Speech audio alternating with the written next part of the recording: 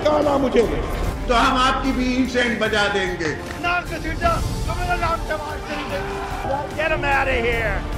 पाकिस्तान को इंशाल्लाह कुछ नहीं हो सकता। पाकिस्तान जिंदाबाद, पाकिस्तान जिंदाबाद।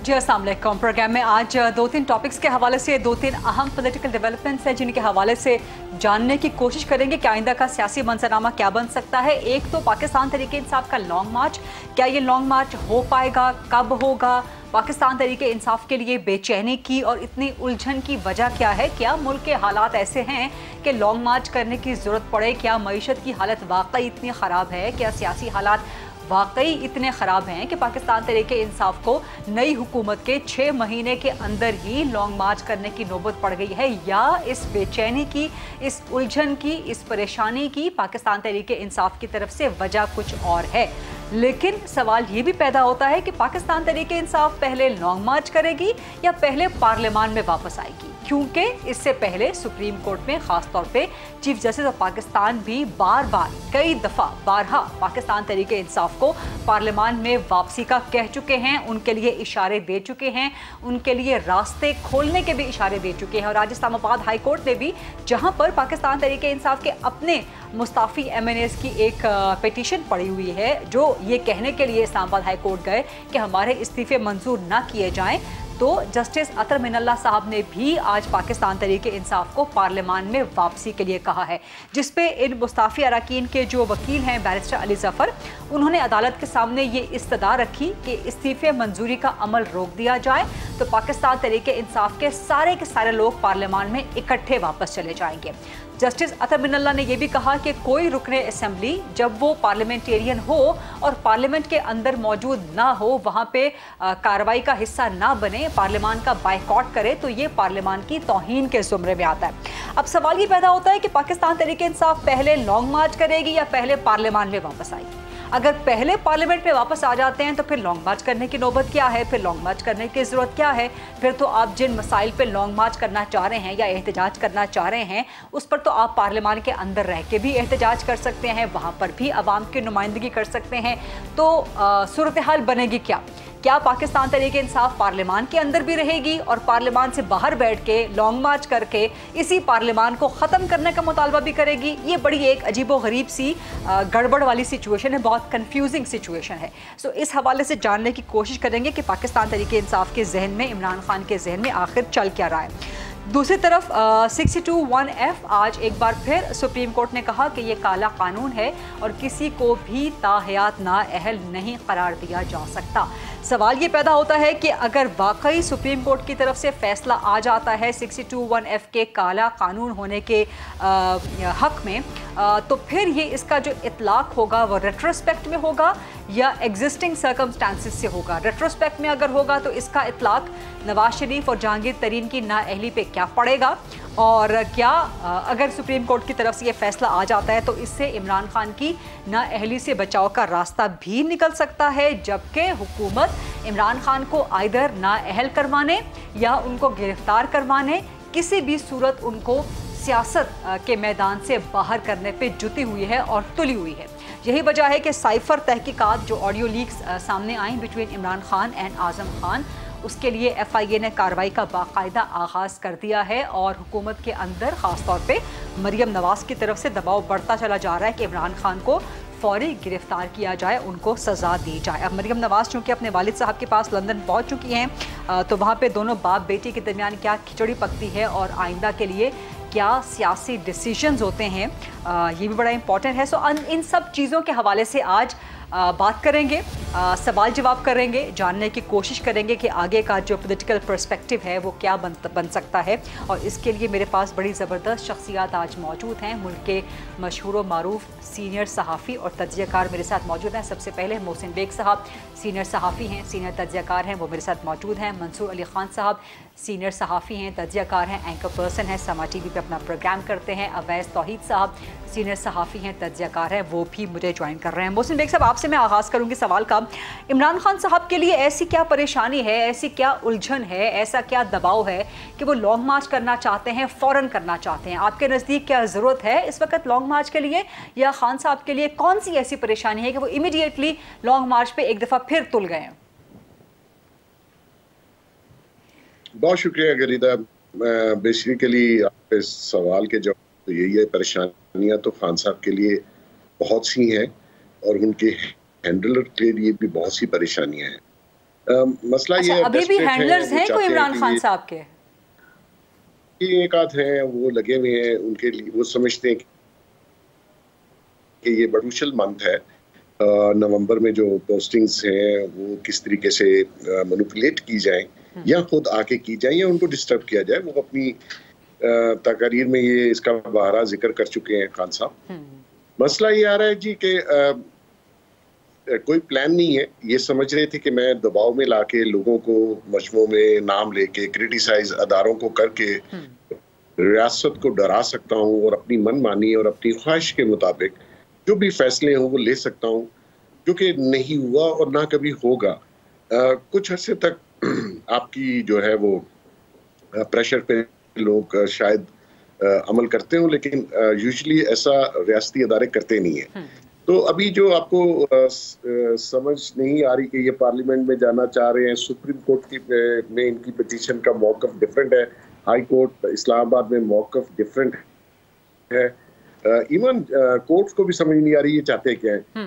देखिए, जिस शख्स के पास 123 सीटें हों पार्लियामान के अंदर और उन्होंने लोगों ने अपने नुमाइंदगान को वोट दे के भेजा हो और आप पार्लियामेंट छोड़ के आ जाएं और आके सड़कों पे फ्रेश इलेक्शन का मुतालबा करें, तो क्या गारंटी है कि आप इतनी भी सीटें लेके वापस फ्रेश इलेक्शन में आ सकेंगे? या आप समझते हैं कि आप 2/3 मेजॉरिटी? ये सारा कंफ्यूजन जो है वो खान साहब, क्योंकि वो जिस तरीके से सोच रहे हैं वो होना नहीं है। ये 123 सीटें बहुत सीटें होती हैं किसी भी जमात के पास पार्लियामेंट के अंदर। क्या सोच रहे हैं मोहसिन बेग साहब, आपके नजदीक इमरान खान के जहन में चल क्या रहा है इस वक्त, क्या सोच रहे हैं वो? देखिए, ये वो सोच रहे हैं कि मैं किसी तरीके से अपनी मर्जी का आर्मी चीफ लगाऊं, जो कि पहले भी उनकी सोच थी, और वो चाह रहे थे कि उसके बाद मैं अपनी जो मुखालफीन है उनको तो मैं बिल्कुल निस्तो नाबूद कर दूं और हुकूमत खुद करूं और फॉरएवर करूं, जो कि आप समझते हैं ये बादशाह तो है नहीं है। यहाँ पे बहुत सी चीजें अंडर करंट्स काम कर रहे होते हैं। जब आप इवन पीएम भी हो, फुल पावरफुल भी है, तो फुल पावरफुल भी नहीं थे, इनको तो कोई और चला रहा था, वो आज भी चला रहा है इनको। अच्छा, वो भी यही सोच रहा है कि शायद ये आखिरी महीना है, कोई वो जो ऐसा दाव चल जाए कि मेरा काम भी बन जाए। और खान का, हालांकि खान को ये अंदाजा नहीं है कि अगर वो भी उसका भी दाव चल गया तो उसका पहला निशाना खान ही होगा, क्योंकि खान की जो आज 70 सालों में जो हिस्ट्री है वो यही है कि वो अपने करीब या अपने एहसान वाले लोगों पे या अपने मेहरबानों पे पहला अटैक वो भी करता है, और जो हैंडलर है उसकी भी रवायत यही है कि वो भी पहला अटैक अपने उन्हीं लोगों पे करता है जो उसको मेहरबानियों से आप आगे आए हो। तो ये बड़ी मुख्तलिफ गेम है। पॉलिटिक्स जो है वो सिर्फ सियासत से ही खेली जा सकती है, साजिश करके, बयानिए बना के, झूठ बोल के, लोगों को वर्गला के आप सियासत नहीं कर सकते। साजिश आप कर रहे हैं, करते रहिए, मेरा नहीं ख्याल आप कामयाब होंगे। ठीक है, अब वैसे साहब आपकी तरफ आऊंगी। पाकिस्तान तहरीक इंसाफ के लिए, खासतौर पे इमरान खान के लिए, ऐसी क्या वजह है कि वो लॉन्ग मार्च करना चाह रहे हैं, इमीडिएटली करना चाह रहे हैं? और अब तो जितनी भी पीटीआई के लोगों से हमारी बात होती है वो कहते हैं नवंबर से पहले ही हम करेंगे, नवंबर के फर्स्ट वीक में या नवंबर से पहले। तो ऐसी क्या परेशानी है, ऐसी क्या बेचैनी है इमरान खान को या पाकिस्तान तहरीक इंसाफ को कि नवंबर से पहले करना है, नंबर 1। एंड सेकेंडली, आपके नजदीक पीटीआई पहले पार्लियामान में वापस आएगी या पहले लॉन्ग मार्च करेगी? अब शुक्रिया गरीदा। देखिए, इमरान खान साहब के देरना मुतालबात तो दो ही थे जो बड़े थे। एक तो वो कि फिलफॉर इलेक्शन कराया जाए, और दूसरा कि नए आर्मी चीफ की जो तैनाती हो वो नई हुकूमत करे या इनकी मशावरत से हो। अब अगर ये दोनों मुतालबात नहीं पूरे हो रहे तो फिर खान साहब क्या करें? खान साहब लगता यही है कि अपने हुकूमत की रुखसती के बाद जब उन्होंने एक बयानिया बनाया सच्चा झूठा सही गलत ये एक अलग बहस है। और उस बयानिए ने तकवीत पकड़ी और इनरोड्स बनाई और उनके गिर्द उनके चाहने वालों का जमघटा लगा रहा, खूब चर्चा भी हुआ। और उसकी बुनियाद पर खान साहब ने कहा कि अब इस्टेब्लिशमेंट या रियासती इदारों के और इस कमज़ोर मखलूत हुकूमत के सामने एक शील्ड बनाई जाए और वो है अवाम की ताकत की। खान साहब समझते हैं कि जो भी उनके जलसे में शिरकत करता है वो इसका मतलब है पूरे मुल्क ने शिरकत करनी। अब अगर इस शील्ड के जरिए वो ये समझ रहे हैं कि मजबूर कर दिए हम इस्टेब्लिशमेंट को और हुकूमत को कि वो सरेंडर कर दे और इलेक्शन करा दे, आर्मी चीफ भी इनकी मर्जी का हो, वो तो हो नहीं पा रहा। तो लगता ही है कि आखिरी हथियार या ट्रम्प कार्ड जो उनका है लॉन्ग मार्च का, वो अब इस्तेमाल करना चाहते हैं। उसके लिए आस्तीनें उन्होंने अपनी चढ़ा ली हैं। और एक मेरा ख्याल है कि तारीख इस वजह से नहीं दे रहे कि वो नफसियाती हिसार खींच रहे हैं, और नफसियाती हिसार खींच रहे हैं पिंडी और पीएम हाउस के करीब, क्योंकि जाहिर बात है कि हुकूमत सिर्फ इस्लामाबाद के अंदर है। तहरीक इंसाफ की हुकूमत पंजाब में भी है, गिलगित बल्तिस्तान में भी है, आज़ाद कश्मीर में भी है, खैबर पख्तूनख्वा में। तो यहाँ पर वो मेरे ख्याल में वो यही करना चाहते हैं इस दफ़ा कि एक पहले नफसियाती हिसार करें और उस नफसियाती हिसार का तोड़ राना सनाउल्लाह साहब अपने रिवायती हरबों से कर रहे हैं कि हम 30,000 बुला लेंगे और 35,000 लोग बुला लेंगे और फौज बुला लेंगे। तो ये जो नफसियाती गेम है मैं समझता हूँ कि आखिरी मरहले के अंदर है, आखिरी फेज में है। इमरान खान साहब को ये पता है कि जनरल कमर जावेद बाजवा साहब जो आर्मी चीफ है, उनके अमेरिका के जो यात्रा है उसके अंदर उनका ये हंदिया देना और इस बात का आदा करना कि जी वो अपने मुकर्रर वक्त पर जो है वो रिटायर हो जाएंगे। उसके बाद खान साहब की जो इस्तराब की कैफियत है वो ज़्यादा बढ़ रही है, और इस इस्तराब की कैफियत में वो समझते हैं कि ट्रम्प कार्ड वो अपना इस्तेमाल करें और नफसियाती हिसार खींच के और फिर उसके बाद जितनी खलकत वो ला सकते हैं। लास्ट टाइम अगर आपको याद हो खैबर पख्तूनख्वा का इंतखाब किया था, हम और आप तो हैरान परेशान थे कि खैबर पख्तूनख्वा का क्यों इंतखाब किया है। 12 करोड़ का पंजाब का सूबा है, वहाँ से क्यों नहीं किया? गिरफ्तारियाँ दे देते, दादा दरबार पे हाजिरी देते, चादर चढ़ाते, लेकिन खान साहब ने वहाँ से तादाद मेरे ख्याल में कम मिली है। इस दफ़ा वो चाह रहे हैं कि एक घमसान की जंग हो, एक पूरा मीडिया के अंदर शायद सुर्खियां हो, अगर गिरफ्तारियां भी हो। अभी आपकी नजर में इमरान खान साहब कहां से निकलेंगे? पंजाब जाएंगे, वहां से क़यादत करेंगे, केपी जाएंगे, वहां से क़यादत करेंगे, जनूबी पंजाब से क़यादत करेंगे, इस्लामाबाद में रह के ये क़यादत करेंगे? देखिए, मुझे लगता है कि इस वक्त जो वो मोटिवेट कर रहे हैं या जो ओथ ले रहे हैं या जो गैल्वनाइज कर रहे हैं वो कर रहे हैं पंजाब के अंदर। और ये ज़िमनी इंतखाबात में नून लीग को उनके गढ़ में शिकस्त देने के बाद वो ये समझ रहे हैं कि ये एस्टेब्लिशमेंट का गढ़ भी है पंजाब और ये नून लीग का गढ़ भी है। तो यहीं से वो बड़ा इज्तिमा करें। जो मेरी जाती इत्तला है वो ये कि खान साहब पंजाब के लीडरान से बहुत खुश नहीं थे जब 25 मई को जब उनका कारवां निकला पेशावर से।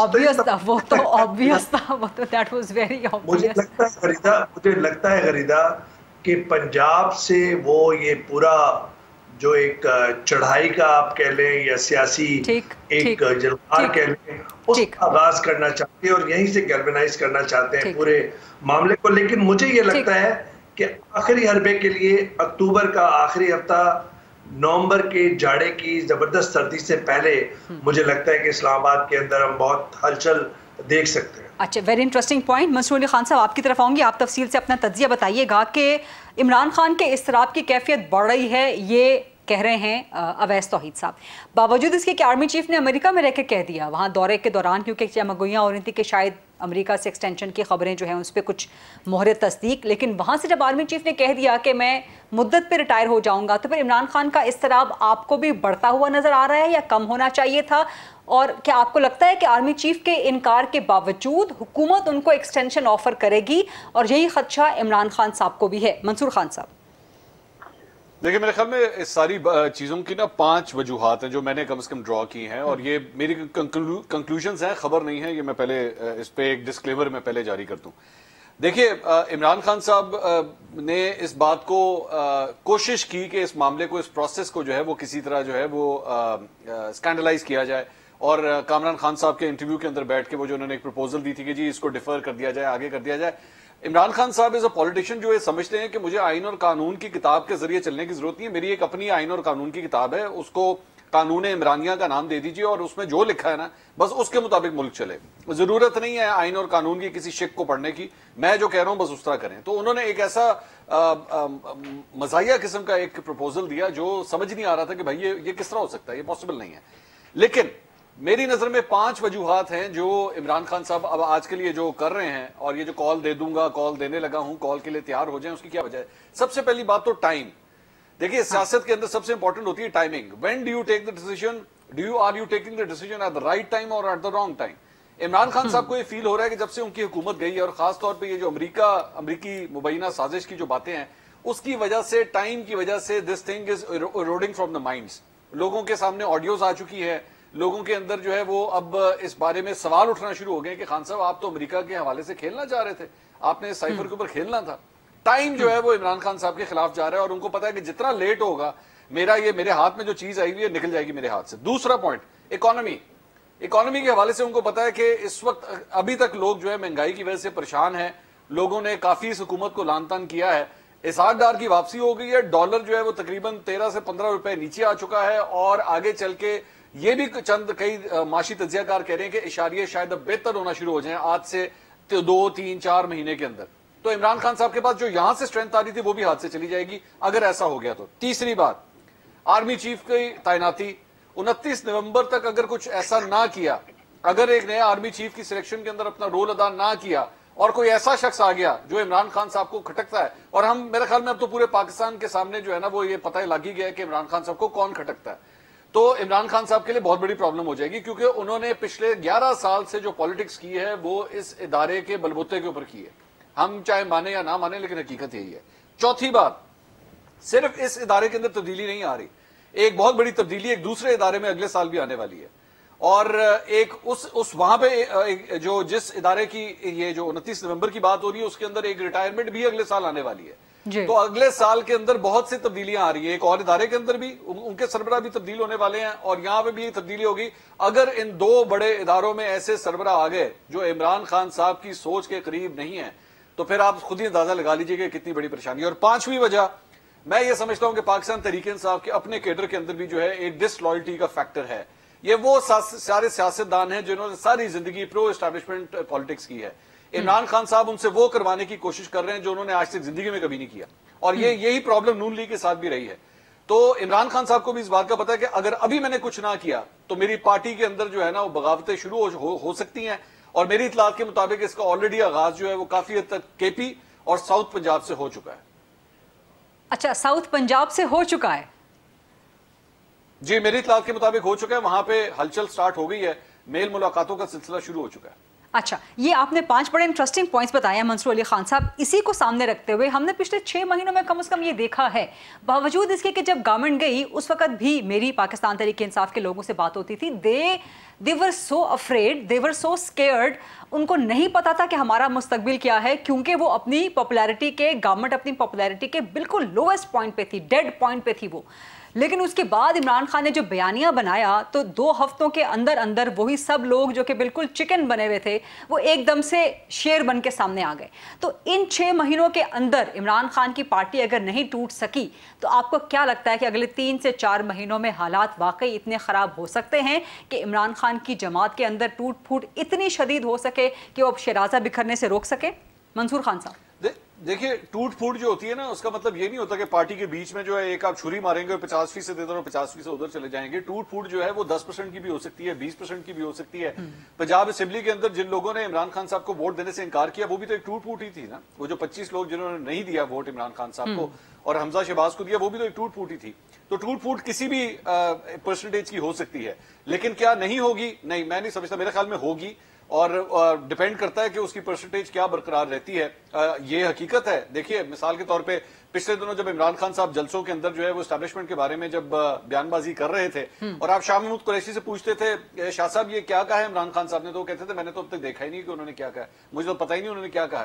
तो शाह साहब जो है वो पोजीशन लेने से इनकार करते हैं। तो इसी तरह पार्टी के अपने अंदर फैसल वाडा हो गए, परवेज खटक हो गए, ये ऐसे लोग हैं जो हमेशा प्रो एस्टैब्लिशमेंट पॉलिटिक्स करते रहे। आप अगर उनसे अब ये कहें कि जनाब हमने यहाँ पे जो है एस्टैब्लिशमेंट को बुरा भला करना है, मीर जाफर, मीर सादिक और इस किस्म की बातें करनी है और आप आए हमारे साथ चले, वो नहीं हो सकता। और इमरान खान साहब की फ्रस्ट्रेशन तो काफी तक वाजे भी है। उन्होंने पार्टी के लोगों को भी कहा है कि जनाब आप ये जो मेरी पीठ पीछे जाके एस्टैब्लिशमेंट से लोग मुलाकातें करते हैं, मुझे उनके सबके बारे में पता है, तो ये बेल मुलाकातें बंद हो जाएं। इमरान खान साहब के कहने पे बंद नहीं होंगी, ये भी हम जानते हैं। इमरान खान साहब कैन नॉट कंट्रोल दिस। अगर किसी के राब्ते हैं और वो उसकी नर्सरी ही एस्टैब्लिशमेंट के साथ पॉलिटिक्स करने में गुजरी है, तो इमरान खान साहब के कहने के ऊपर बंद नहीं हो जानी। तो इमरान खान साहब के लिए यहां पे एक प्रॉब्लम एरिया जरूर है। Fair point, very fair point. एक छोटी सी ब्रेक का वक्त हुआ है। ब्रेक के बाद जब वापस आएंगे मोहसिन बेग साहब से और अवैस तौहीद साहब से भी एंड मंसूर खान साहब से भी ये सवाल करेंगे कि सब डिपेंड करता है कि क्या इमरान खान गिरफ्तार हो सकते हैं, क्या वाकई हुकूमत उनको गिरफ्तार कर सकती है, गिरफ्तारी की सूरत में पार्टी का क्या होगा, मजीद इमरान खान हीरो बन जाएंगे या जीरो का सफर उनका स्टार्ट हो जाएगा, आगे का सियासी मंजरनामा क्या हो सकता है, प्लस नाअहली नवाज शरीफ की वापसी 62-1, ये सब मामला डिस्कस करेंगे after short break. Stay with अस।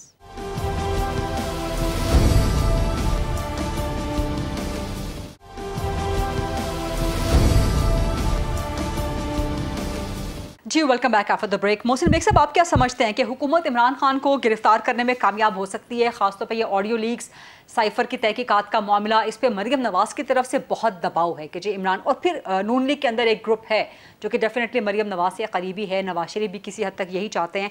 क्या इमरान खान गिरफ्तार हो सकते हैं, क्या वो नाअहल हो सकते हैं, और इन दोनों सूरतों का नतीजे में फिर आप समझते हैं कि वो एक ज़्यादा बड़े सियासी हीरो के तौर पर इमर्ज होंगे या फिर उनके डाउनफॉल का कहीं ना कहीं आगाज़ हो सकता है? बहुत शुक्रिया। बेसिकली मेरे ख्याल में गिरफ्तार तो किसी सॉलिड एविडेंस और केस और पे ही होना चाहिए। वैसे जब सब लोगों को गिरफ्तार करवा रहे थे तो इस गवर्नमेंट ने बहुत लिहाज किया है और मेरी नज़र में शायद कमजोरी भी दिखाई है। केसेस तो बने हुए थे लेकिन उन्होंने डिले किया। उनकी सोच थी कि उस चीज़ को ख़त्म किया जाए जो खान साहब जिस को लेके चले, नैप और FIA और सारी ब्लैकमेलिंग और को हरास किया, अरेस्ट किया।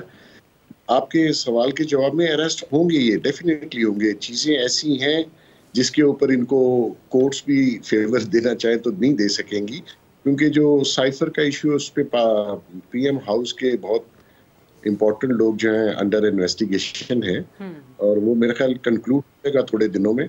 तो खास जैसे मंसूर ने बात की, वैस साहब ने बात की कि डेस्परेट है, जल्दी में है, वो चाहता है कि उस पोस्टिंग ट्रांसफर से पहले मैं अपना कुछ दाव चला लूं, वो चलेगा नहीं।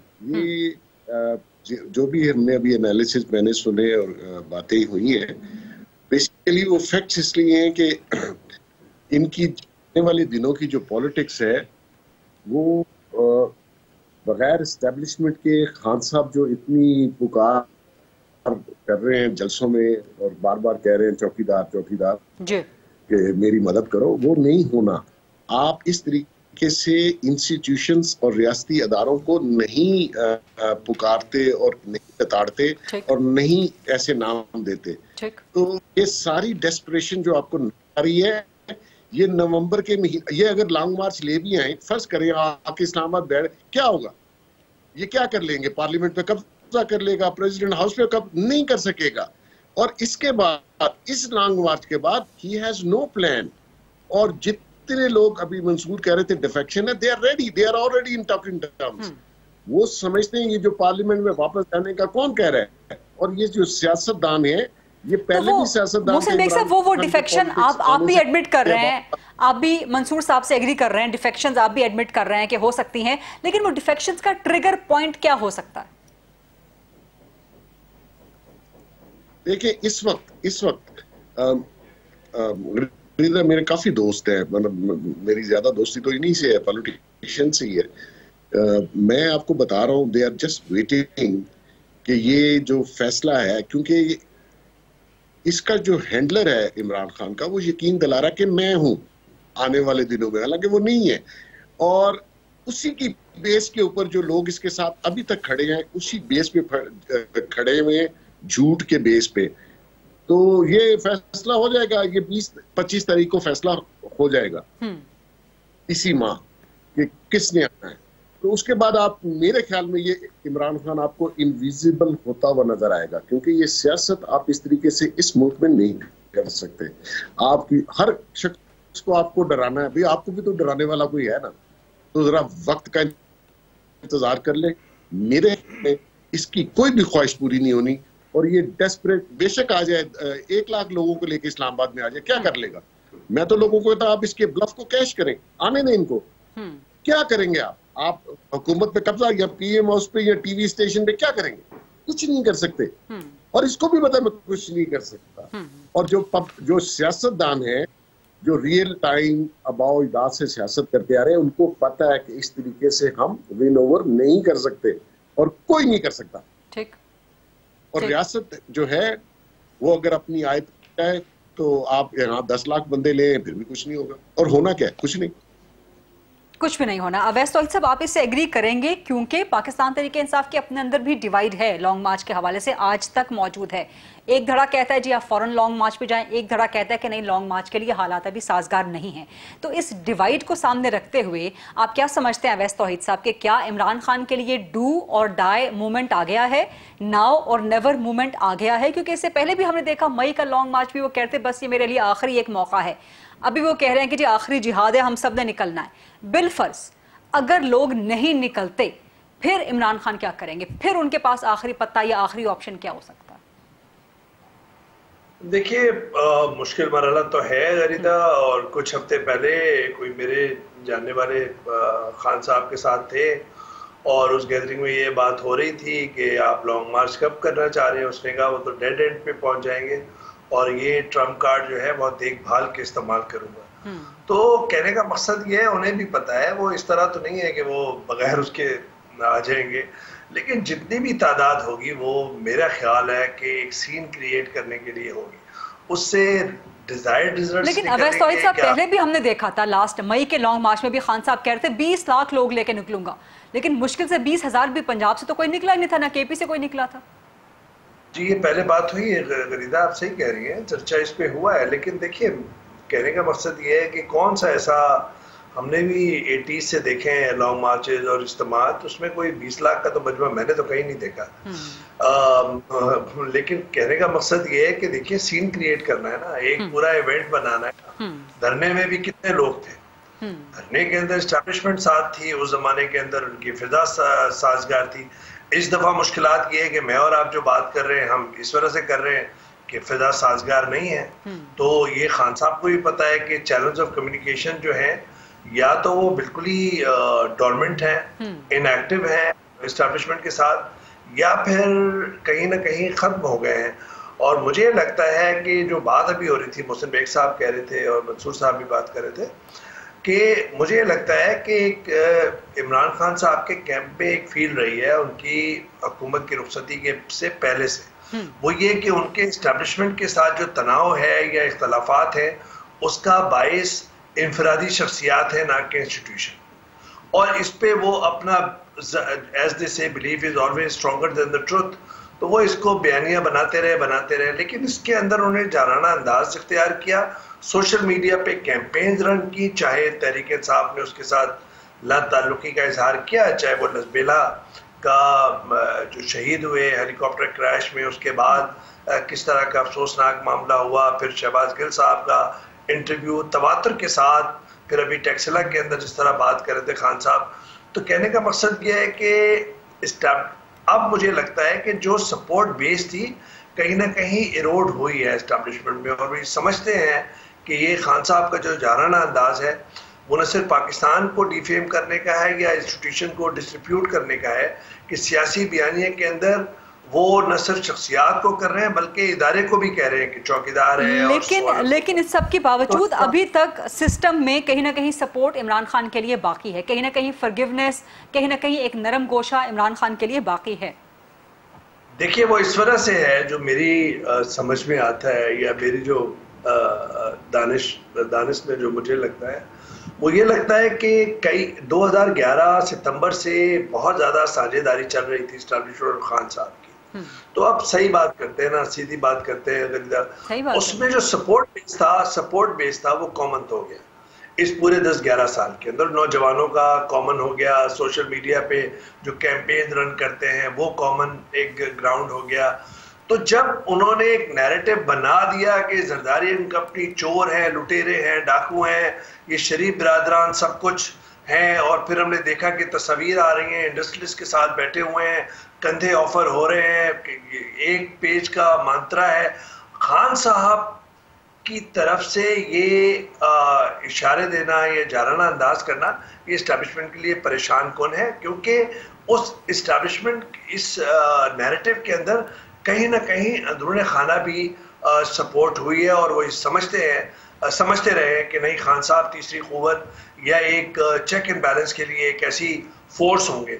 लेकिन वो समझ मुझे लगता है कि वो आहिस्ता आहिस्ता कम हो रही है, और खान साहब के जो इख्तलाफात हैं वो सिर्फ शख्सियात ही नहीं, या जो वो समझ रहे हैं, जिस लेंस से वो इदारे को देख रहे हैं, जो जितना मैकेनिज्म या नुआंसेस मैं समझता हूँ इदारे के, जब भी आप इस तरह का पोस्टर करेंगे तो फिर आगे चल के आप इदारे के साथ एक कन्फ्रंटेशन में आएंगे। और अब यही मामला हो गया है कि टकराव की सूरत हाल के करीब आ गए हैं। इस्टेब्लिशमेंट की नरमी का मतलब, आखिरी 2-4 जुमले बोलने दीजिएगा, नरमी का मतलब ये नहीं है, वो ये चाहते हैं कि अगर ये बिगाड़ करेंगे तो फिर नुकसान इदारों का होगा, मुल्क का होगा। मुझे लगता है इस वजह से रिस्ट्रेन का मुजाहरा कर रहे हैं, और एक ये मेरा एक मफरूजे की बुनियाद पे कह रहा हूँ, एक जो रियासती निज़ाम के अंदर कहीं रिस्ट्रेन और रिलीफ का एक जो रास्ता है वो अदलिया के थ्रू है। और ये जो आप बात कर रही थी कि जी वापसी का पार्लियामेंट के अंदर, चीफ जस्टिस अतहर मिनल्लाह साहब के अल्फाज, खुद उमर अता बंदियाल साहब के अल्फाज, ये सब, और एक ऐसी मुलाकात जिसका बहुत चर्चा रहा है, उसके अंदर से जो बाज़गश्त हुई है, अंदर से जो बातें निकली हैं, वो सब अगर मिलाएं तो यही है कि एक रास्ता है, एक रिस्ट्रेन का रास्ता है। मेरे ख्याल में खान साहब रियासती निजाम को सरेंडर करना चाहते हैं, और रियासत उनको बार बार वार्निंग शॉट्स दे रही है, तो टकराव या तसद्दुम का खतरा रहेगा। ठीक, एक छोटी सी ब्रेक का वक्त हुआ है। ब्रेक के बाद जब वापस आएंगे मंसूर खान साहब से सवाल करेंगे। मोहसिन बेग साहब, अवैस तौहीद साहब भी मौजूद हैं।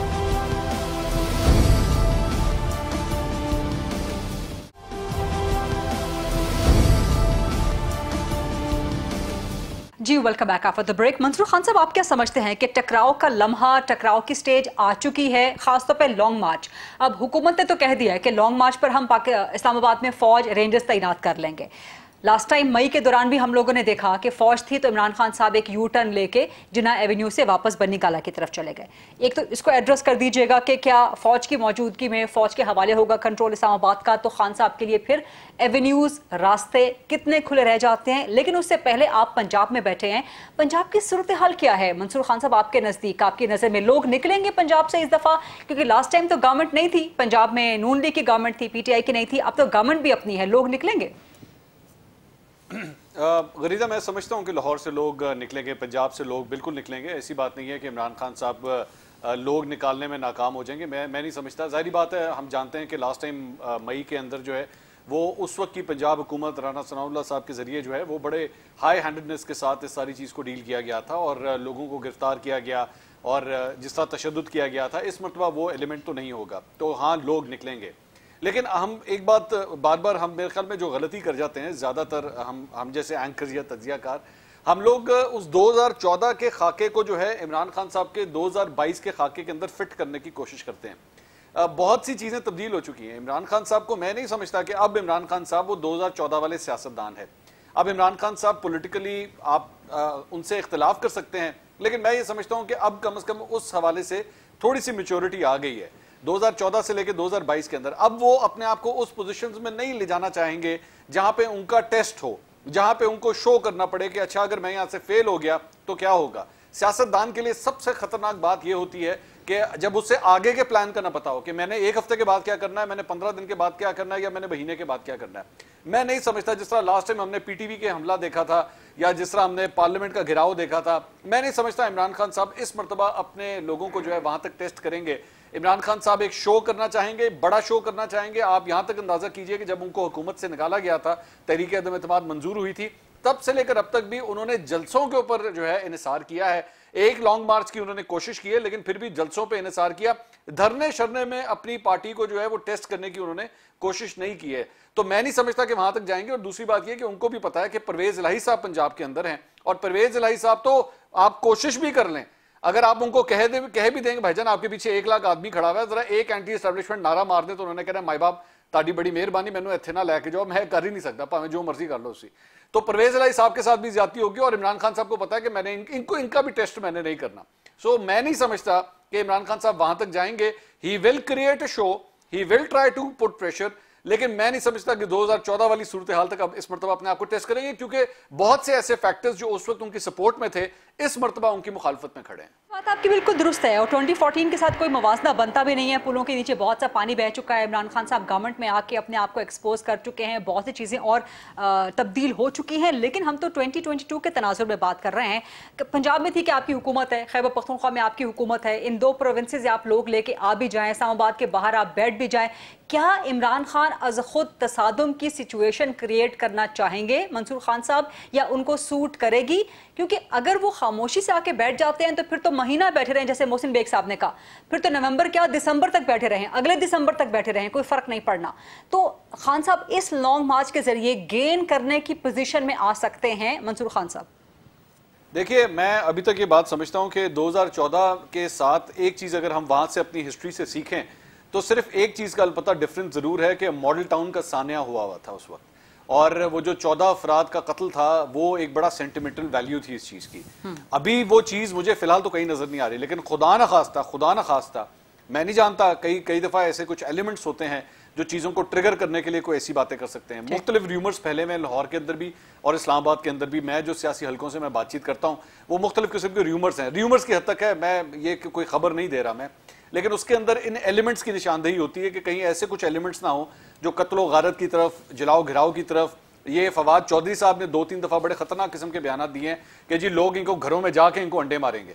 अब घरों में जाके जो हरकतें हैं, अगर किसी के लोगों के घरों के अंदर जाने वाली बातें स्टार्ट हो गई, क्योंकि हमने पिछले 2-3 महीने में मुस्लिम लीग नून के रहनुमाओं के साथ बड़ी ऐसी अजीब किस्म की हरकतें देखी हैं, तो कहीं तब हालात ना खराब हो जाएं, वरना मैं नहीं समझता कि इमरान खान साहब इस मरतबा 2014 वाली लिमिट तक जाएंगे। ठीक है, बहुत बहुत शुक्रिया मंसूर अली खान साहब, मोहसिन बेग साहब और अवैस तौहीद साहब। बड़ी ज़बरदस्त आज की डिस्कशन रही, और कुछ ना कुछ आइंदा का सियासी मंजरनामा क्या बन सकता है, इमरान खान के लिए ऑप्शंस क्या हो सकते हैं, हुकूमत के लिए ऑप्शंस क्या हो सकते हैं, उस पर कहीं ना कहीं लाइट शेड करने का मौका मिला है। ये था आज का प्रोग्राम, देखने का बहुत शुक्रिया। आज यू कमिंग मंडे इंशाल्लाह। अल्लाह हाफ़िज़।